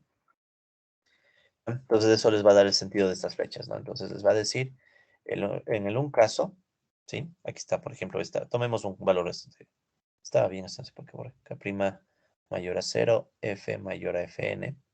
Entonces tomemos un valor, ¿no? Digamos que este es un punto de la línea, Fn. En este punto no se mueve K, ¿ya? No se mueve K. No sabemos qué pasa con F, pero K no se mueve. Si me voy un poco más arriba, digamos por aquí, ¿qué sucede? Más arribita, punto verde, se cumple esta desigualdad, ¿sí? Porque si se fijan, acá abajo tengo Fn, porque es la F que corresponde a esta línea. Y más arriba tengo en cambio una F que es mayor a Fn, ¿sí? F mayor a Fn. Cuando estoy en un punto por encima de esta línea, significa que F es mayor a Fn y por tanto crece K, porque K' es mayor a cero. y me muevo hacia la derecha, como indican las flechas. Entonces, ¿por qué me muevo hacia la derecha? Porque K crece. Crecer es moverse hacia la derecha. Entonces ya no hace falta el mismo análisis, sino que simplemente dicen, ahora, ¿qué pasa si K' es menor a cero? F tendría que ser menor a Fn, y eso nos va a dar el comportamiento contrario. Entonces yo puedo hacer un punto aquí abajo, donde ahora vuelta tenemos esta F menor, si usted F azul es menor a Fn, y entonces, ¿qué va a suceder? K' es negativo, o sea, K decrece. Si decrece, se mueve hacia la izquierda, ¿sí? Entonces, en definitiva, uno hace un análisis de signos y de desigualdades para ver el comportamiento de esta línea y el comportamiento fuera de la línea. Entonces, las ecuaciones diferenciales lo que les da, colegas, es un comportamiento de las variables alrededor de una línea que es la línea nula, la línea que vuelve que K' sea igual a cero. ¿Sí? La línea nula para acá. El mismo análisis se puede hacer para la otra ecuación diferencial. Entonces, aquí hicimos K' igual a cero y después vimos mayor o menor, ¿no? Lo mismo se puede hacer para la otra ecuación diferencial. Tienen f', se le igualan a cero, ya tienen la línea nula vuelta de f. Entonces, bueno, de f' le hacen igual a cero y ahí vuelta despejan, pueden despejar k, ¿ya? No siempre es tan fácil resolver esto, ¿no? O sea, en este modelo salió así por suerte, porque si no, no se hubiera podido hacer tan fácil. Entonces aquí si pueden ver, se hace vuelta a f' igual a cero, despejan la k, y lo mismo, tratan de ver cuándo la k es positiva y tratan de ver qué pasa con las derivadas. Entonces ahí está la primera derivada y la segunda derivada. Entonces, em, la primera derivada, ¿sí? Tiene un signo un poco ambiguo, ¿sí? O sea, puede ser a veces positiva o negativa de este otro caso. Pero se sabe es que la segunda derivada es positiva, ¿sí? La segunda derivada es positiva. Entonces, resulta ser que si ustedes toman los resultados, al final, no hace falta que se sepan eso a detalle, pero al final se puede demostrar que para el caso, en cambio, de f' igual a cero, la línea nula es una función positiva y también es una función convexa, ¿sí? También se cumple que la función es convexa para valores de f mayor a fb. Ya. Es más, existe un mínimo. Entonces, ¿cómo se ve esta gráfica? Esta es más compleja.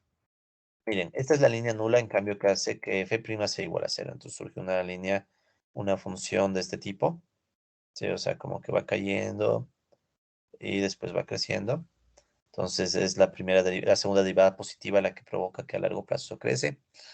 Eso es convexa, pero hay un punto mínimo y también hay una asíntota, ¿ya? Entonces eso se puede ver revisando las ecuaciones. Por eso es que les decía que quería simplificar el modelo.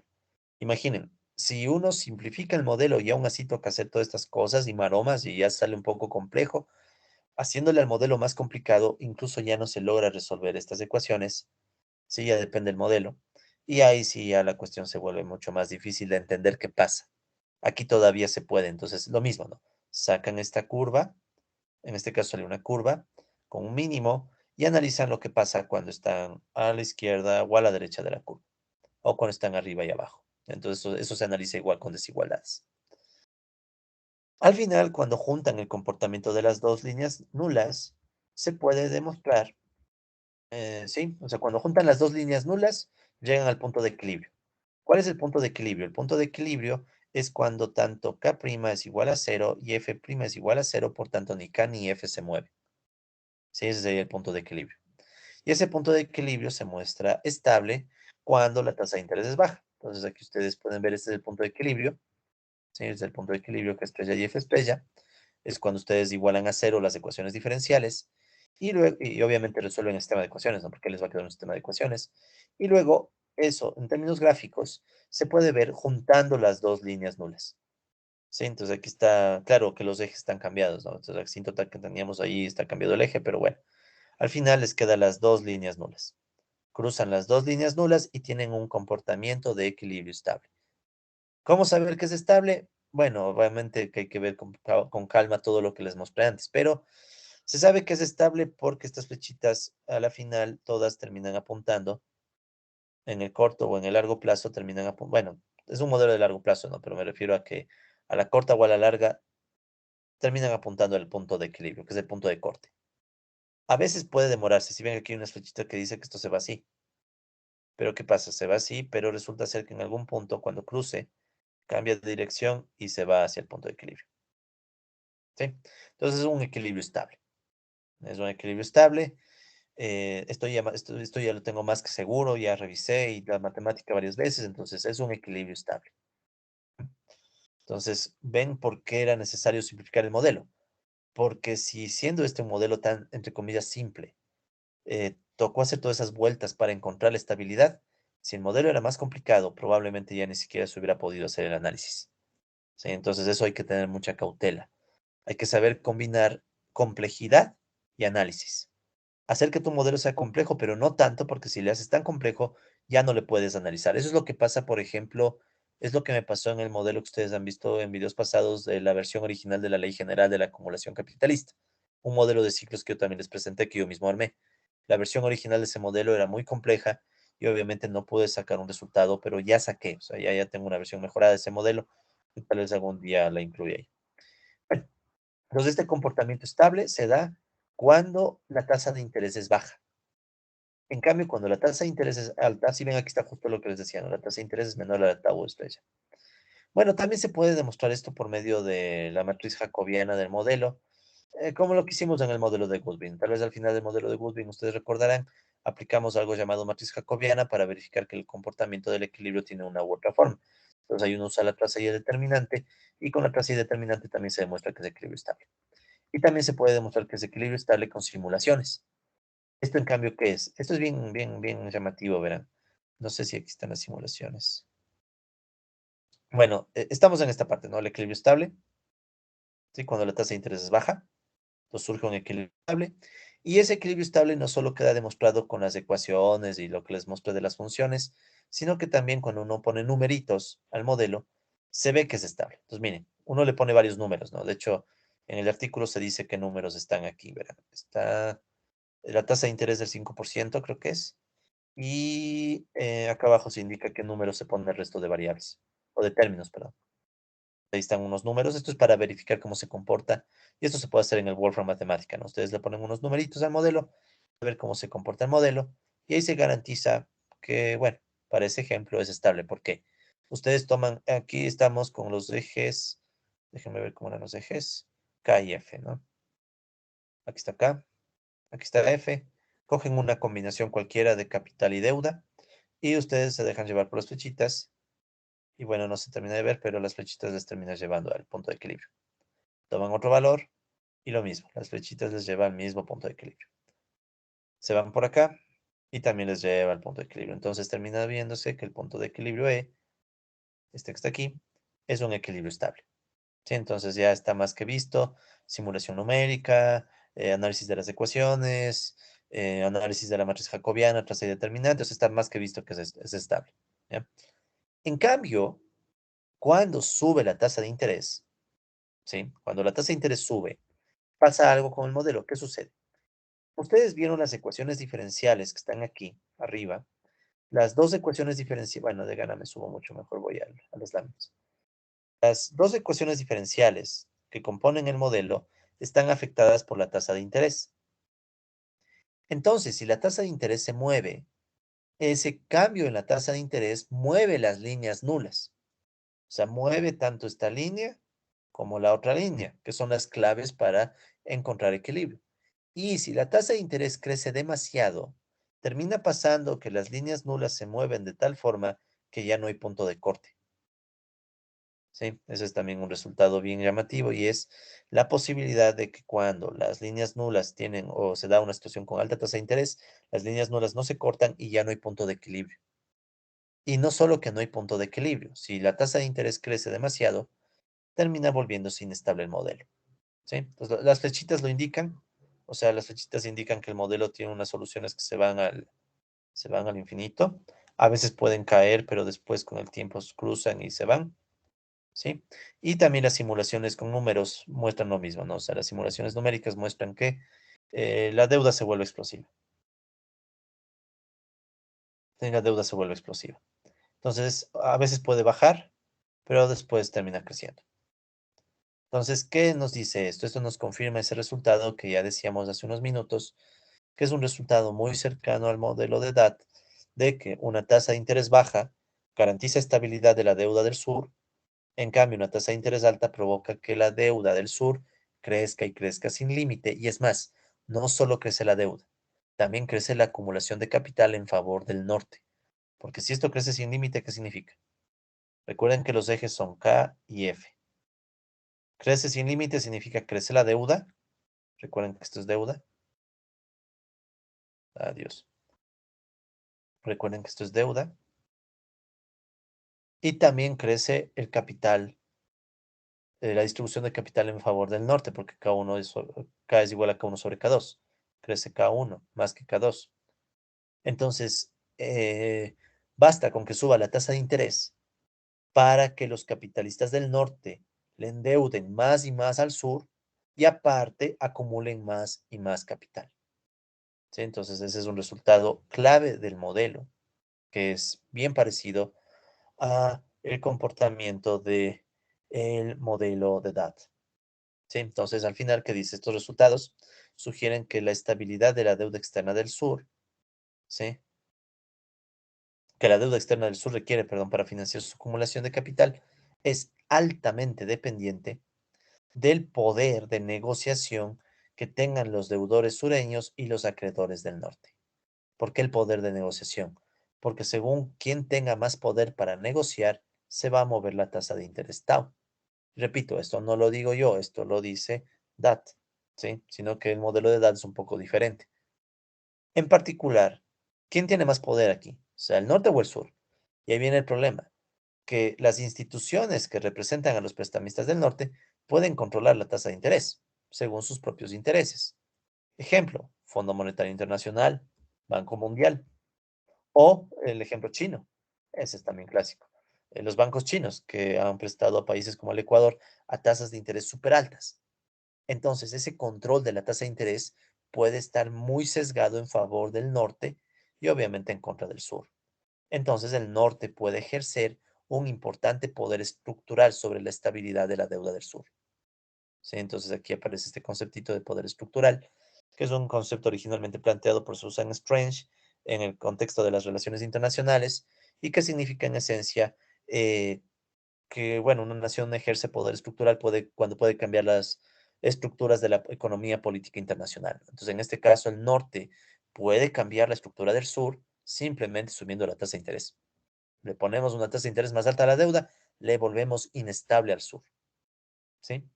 Entonces, al menos en este contexto, en el de este modelo, se ve que la crisis de deuda del sur pueden ser el resultado de un drástico desbalance de poder de negociación con respecto al norte.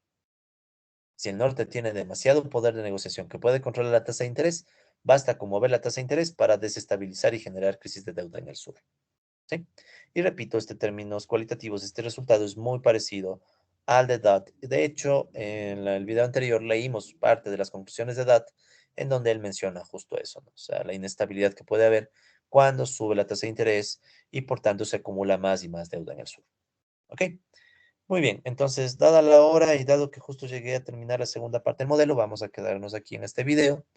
Y en el próximo video le vamos a poner la parte más propia de este modelo, porque hasta aquí es un DOT modificado, si quieren. O sea, hasta aquí no hay novedad. Y cualquiera diría que es mejor estudiar el modelo de DOT, porque el modelo de DOT es el original y está más completo y todo. Pero en la siguiente parte, la que viene, metemos los ciclos de Goodwin en el norte y en el sur. Y vemos nuevamente qué pasa con la tasa de interés. Y ahí empieza a surgir otro comportamiento, que ese ya es todavía más complicado. Pero bueno, eso lo dejamos para el próximo video. Entonces creo que aquí estamos listos para cerrar la grabación y repito, ¿no? En la próxima y última, esperemos que sea la última, ahí sí metemos los ciclos, ¿sí? Porque hasta el momento no hubo ciclos. Aquí no hay ciclos, ¿no? Aquí lo que hay es simplemente estabilidad. Claro, se puede mover un poco y todo, pero al final cae en estabilidad o inestabilidad. Entonces, cuando metemos Goodwin, aparecen ya los ciclos y un comportamiento todavía mucho más llamativo del modelo, ¿no? Pero bueno, eso lo dejamos para próximos videos.